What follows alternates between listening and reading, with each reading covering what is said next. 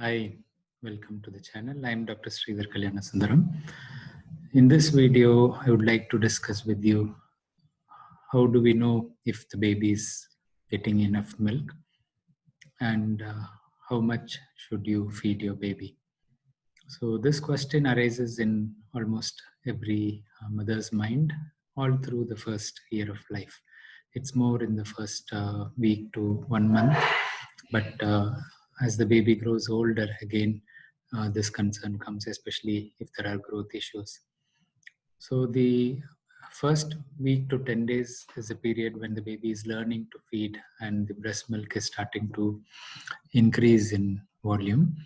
The initial phase is called lactogenesis 1, when the milk starts getting stimulated. Lactogenesis 2 is when actually the milk production has increased. This process takes 2 to 3 days in most mothers. However, in some first time mothers, or if there are complications like high blood pressure in the mother needing significant treatment, or the baby is premature, it may take a little longer. It's very important to support the mother adequately during this phase. The first 2 days, you hardly get any breast milk, maybe 5 ml to 10 ml in many mothers. If you are a multigravida, the milk output starts quite soon, and sometimes even at delivery, you may have enough milk. So that is one of the reasons why we see a weight loss in the first 3 to 4 days. In addition, the baby also has extra free water, which is lost in the urine. And because input is less and the output is more, the baby loses weight. This weight loss can be quite variable, and it's very important to monitor that as an indication of how much milk the baby is getting and whether there is any additional intervention that we need to do. So all hospitals have a policy in place usually to monitor the weight.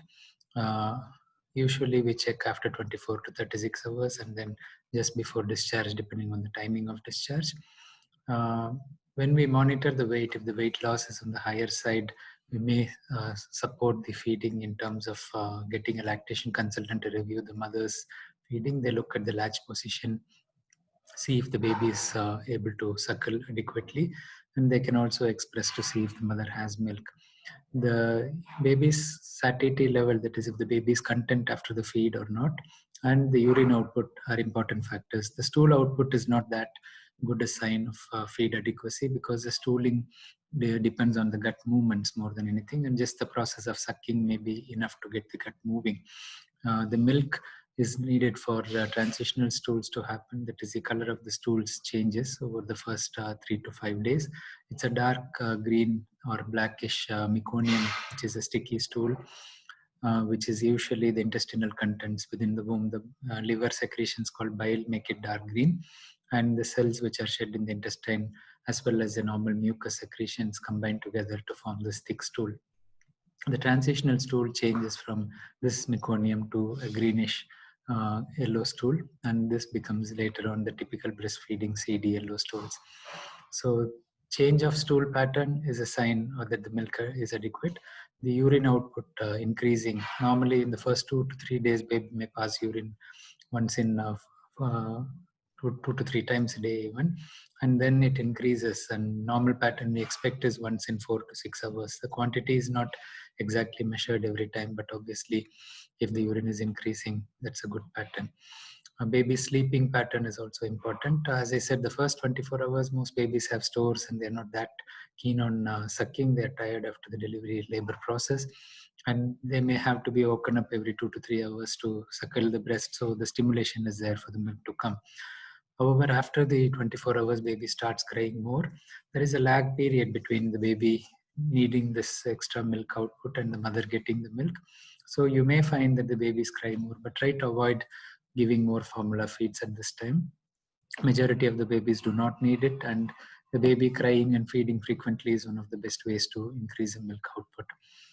Coming to the question of how much to feed the baby, obviously the breast milk keeps increasing, and luckily we don't have a measure of how much milk the baby is taking when we breastfeed, and that is a blessing in disguise because we don't forcefully overfeed the baby. That's what happens with formula feeding or when we give express milk. So we may fixate on the volume and we end up trying to make the baby take more than what they actually need. And in terms of a breastfeeding baby, we monitor the weight gain. You can monitor the weight gain on a weekly, bi-weekly in the first month, and then you can do it on a monthly basis after that. Once the baby starts feeding well and starts gaining weight, you don't really need to weigh the baby on a regular basis. And once the baby starts growing into the clothes, you'd know that the baby is growing. And anyway, we review the baby at 2, 4, and 6 months with the vaccine visits, and that should be adequate to know the weight gain. In a formula feeding baby, or where a baby is getting partially express milk, it's important to know the volume to feed a baby, and that is dictated by the baby's needs. So the cue dependent feeding is important. We don't fixate on a particular volume, and this is where the formula milk companies can do some improvement on, because they give estimated volume for the age of the baby, and that is usually based on the larger babies who tend to feed more. And obviously they don't want to put on the lower side because of obvious reasons. And so we have to be careful when we guide the family that you don't force the baby to finish a volume. You don't keep giving the milk repeatedly, especially during the colic phase. Many parents are forced by their relatives to keep feeding the baby. Feeding is not the answer for colic. You have to support the baby in other ways and try to have a reasonable schedule. Even in breastfeeding babies, you can pattern the feed in a semi-demand way, where 2 to 4 or 5 hours is a gap you aim to achieve. So there are some times when the baby needs more frequent feeding, but obviously if it keeps happening on a regular basis, you try to space it out so both the mother and the baby get some respite.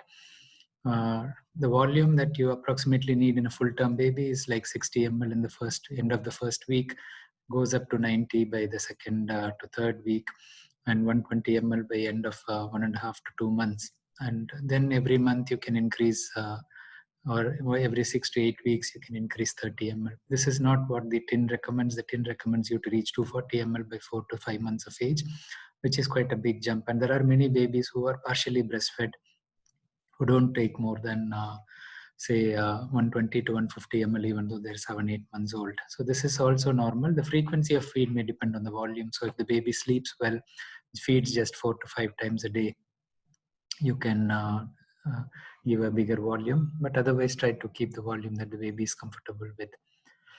Excuse me.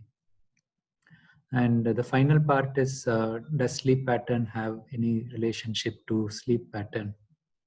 Yes, it does. I mean, if the baby feeds well and takes a bigger volume, they are less likely to cry soon.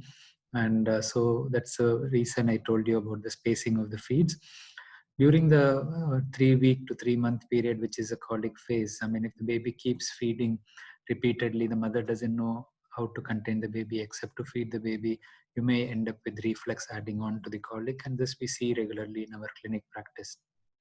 So discuss with the parents how best to start spacing the feeds early on. It doesn't mean you need to give formula milk. Breastfeed with a reasonable spacing pattern. You can consider supplementing, especially if you have twins, with express milk, and premature babies as well. When they go home, most of the time we give express milk supplements.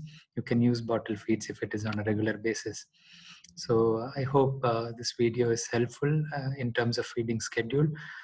Regarding the crying pattern, unfortunately, every baby is different, and how we react to it, how tense we are about it, also impacts on the baby. So take it in a calm way. Some degree of crying is expected between 3 weeks and 3 months. What we describe as colic is actually a normal developmental phase in most of the babies, and giving treatments may work as a distraction at the best. I mean, it may reduce it a little bit at the time you are giving it, but it's not going to solve the problem, and it's a self-resolving condition which doesn't harm the baby. So you don't really need to do anything. You can look at the way you bathe the baby, the bathing routine, the massage routine, engage with the baby, play with the baby, and this may be adequate. Thank you.